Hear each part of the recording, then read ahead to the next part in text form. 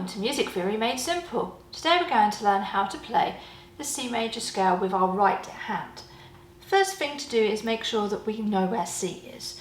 So we look for our two black keys and C is on the left. And we're going to place our thumb on the C. First thing we do to play the scale is play the first three notes, C, D and E.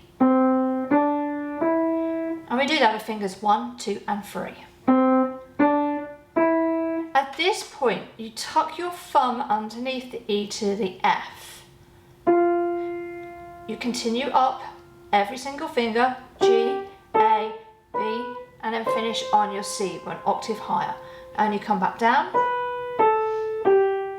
When you get to F, you bring your third finger over the thumb. So let's just have a look at that again.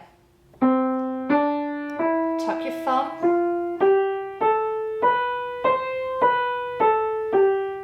Your third finger over.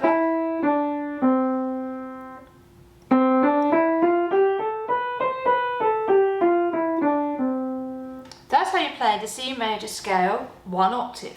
If you want to advance from one octave to 2 or 3 or 4, the pattern is the same, just you tuck your thumb more than once. When you go up to the octave, you tuck your thumb.